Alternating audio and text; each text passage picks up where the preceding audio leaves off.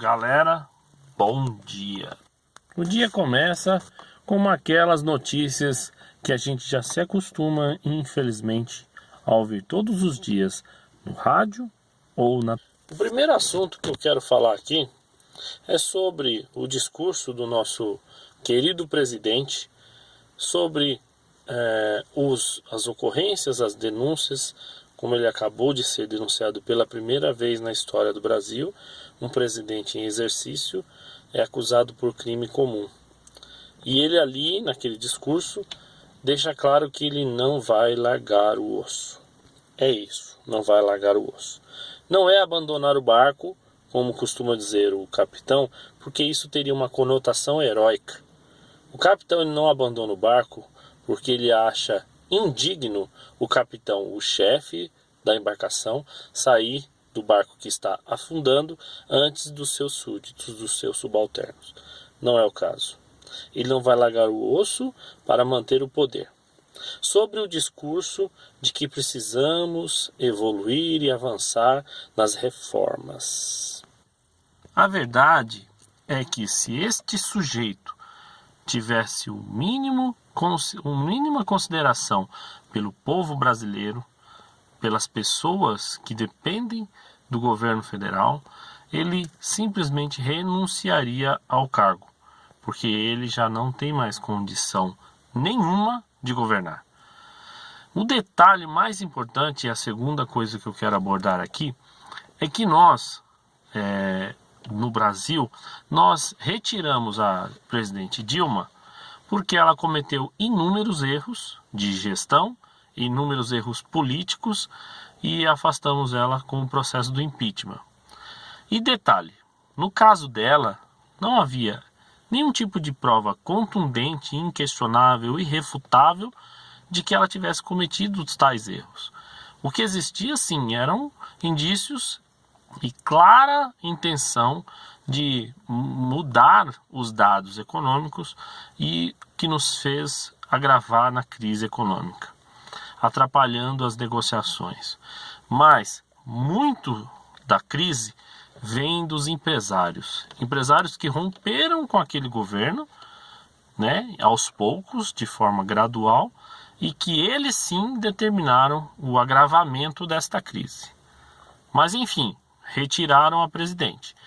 Hoje esse presidente, além de ter muito menos força eleitoral, acreditem, ele consegue ter menos força eleitoral do que a Dilma, que é simplesmente uma cadeira que o Lula colocou lá. Mas ele tem, de fato, menos força eleitoral, tem o que ele tinha de vantagem, que é a articulação política. Hoje não se sabe nem sequer se ele consegue 1/3 para garantir o seu mandato. Acredito até que consiga, porque 1/3 da Câmara não é um número difícil de conseguir para quem tem tanta informação, para quem tem tanta penetração no meio político.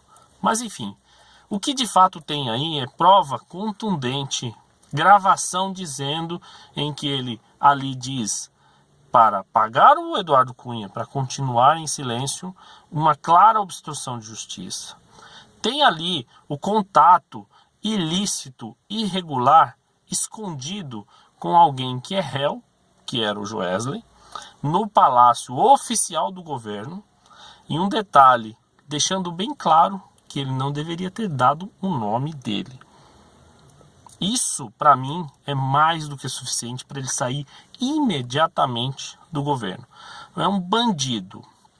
Mas eu quero falar de um terceiro ponto, algo que me deixou extremamente assustado. A aeronáutica apreendeu um avião com 0,5 tonelada de droga. E o detalhe é que este avião ele decolou da fazenda da família do Blairo Maggi, o nosso ministro da Agricultura. Aquele sujeito que não consegue lidar nem mesmo com o embargo econômico à carne, aquele sujeito que claramente tem jagunços e todo mundo já conhece um pouco da história dele, agora se vê envolvido no tráfico internacional de drogas. O nosso governo federal está envolvido no tráfico internacional de drogas. O que dirá sobre armas e outras atividades da organização criminosa?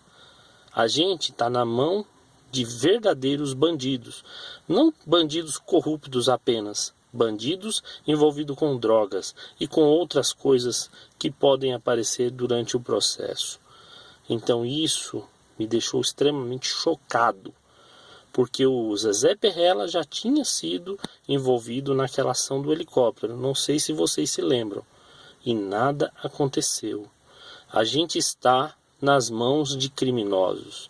Você que ouve isso aí, pense bem quando for votar no vereador, no deputado, no senador. Não se preocupe apenas com o presidente, o governador e o prefeito. Estes aí são só parte do negócio.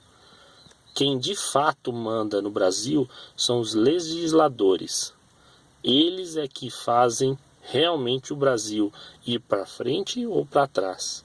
E nesse momento, aliás, há muitos anos, vem andando somente para trás.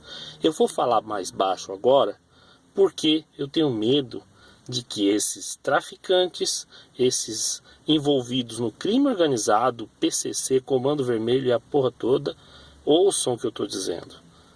Esses caras estão envolvidos em todo lugar. Então você tome cuidado com como esse cara chegou no poder. Um grande abraço e que Deus nos proteja.